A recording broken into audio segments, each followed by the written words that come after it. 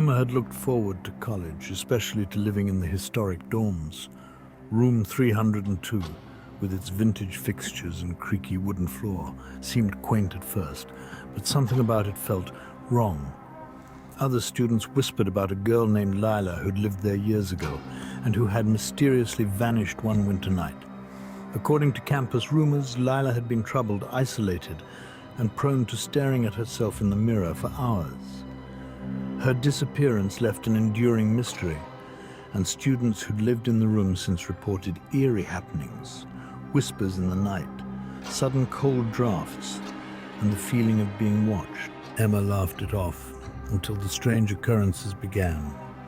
The first night she awoke to find her belongings rearranged on her desk. Her mirror had fogged over, even though the room was chilly. At first she thought it might be an elaborate prank, but then she started seeing shadows move behind her reflection, lingering just a bit too long. Friends tried to reassure her, but the incidents only grew worse. One evening, Emma noticed that whenever she stood in front of the mirror, her reflection seemed off somehow. Her eyes looked a little darker, her expression distant. She began avoiding the mirror entirely, but it was no use. Every night, as she drifted off to sleep, she'd hear faint, desperate whispers echoing from its direction, filling her with a creeping dread. She'd wake up with cryptic words faintly etched into the glass, messages like "help" and "find me." Fearing for her sanity, Emma spent hours digging through archives, searching for any clue about Lila. She found an article from the 1950s that mentioned her disappearance in room 302. The article described Lila as a quiet, withdrawn girl who had become obsessed with the belief that someone or something was trapped in her mirror. Her last known words were written in a letter to her roommate: "I am no longer alone." One night, feeling braver than usual, Emma lit a candle and stood before the mirror, hoping to confront whatever was haunting her. As she stared into her reflection, she felt the air grow colder, almost suffocating. She closed her eyes, whispering, "Lila, if you're here, show me." When she opened her eyes, Lila's face stared back, ghostly pale with hollow, pleading eyes. With a scream, Emma stumbled backward and the candle went out. The next morning, she found a single message on her mirror: "Thank you." Max loved the library. Its towering bookshelves, dim lamps, and old architecture gave him a sense of peace.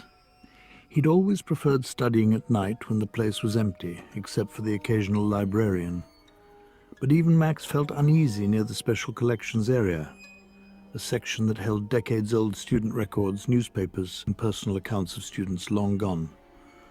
One night he was deep in his studies when he heard faint sobbing. It was strange and distant, like it was coming from another floor, yet it echoed all around him.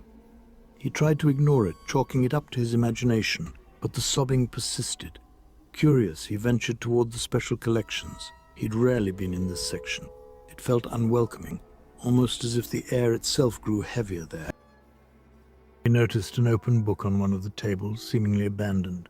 It was a dusty yearbook from the 1950s, open to a page featuring a young woman named Sarah McCallum. Her expression was haunting, her eyes sad and vacant. Beneath her picture were the words missing, presumed dead. Chilled, Max felt compelled to learn more. He flipped through the pages, scanning for clues, and found several other photos with missing stamp beneath them. Each face looked just as troubled, their eyes seeming to follow him. He read that Sarah had vanished shortly after a library renovation. Some claimed she'd been trapped in the basement accidentally, while others believed she'd been conducting a séance and summoned something she couldn't control.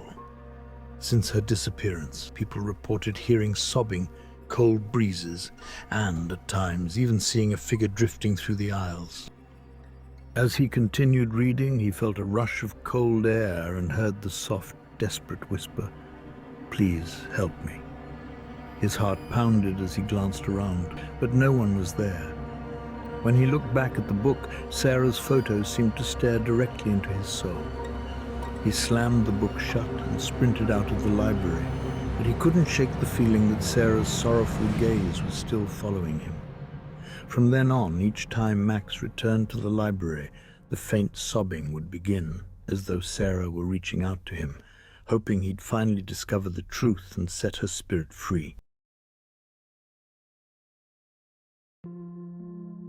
Dr. Carlyle, Amy's professor, was a mysterious figure on campus, known for his unorthodox teaching style and his strange collection of historical artifacts. His office was filled with ancient relics from across the world, each one with a story darker than the last. The walls were covered with portraits of students who had worked under him, each one staring out with a haunted expression.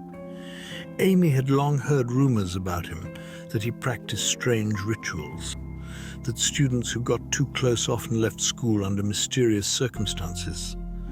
But when she struggled with her thesis, she had no choice but to visit him. The air in his office was stale, and it smelled faintly of incense. She noticed that the portraits on the wall seemed almost alive, their eyes wide and filled with a strange terror. Dr. Carlyle spoke softly, his words measured, as if he knew something she didn't. As he explained her thesis, he began to speak of energies and preservation, his gaze never leaving her face. Amy felt an odd sensation, as if her energy was being drawn out of her. She began to feel weak, disoriented. The portraits on the walls seemed to watch her intently, their expressions shifting from fear to something darker. Suddenly, Dr. Carlyle's demeanor changed. He leaned in close, his voice barely a whisper. "These students," he said, gesturing to the portraits, "were chosen. They left behind a legacy, a part of themselves that remains." Amy tried to hide her fear, excusing herself as she reached for the door handle. But his grip was like iron on her wrist, his eyes cold and distant. "There is so much you don't understand," he murmured. "So much to learn," he murmured. "So much to learn." Panicked, Amy broke free and fled down the hallway. When she looked back, his office was dark, as if no one had been there. She reported the incident, but by the next morning, Dr. Carlyle was gone. His office had been emptied, and no one on campus seemed to remember him. But Amy knew better.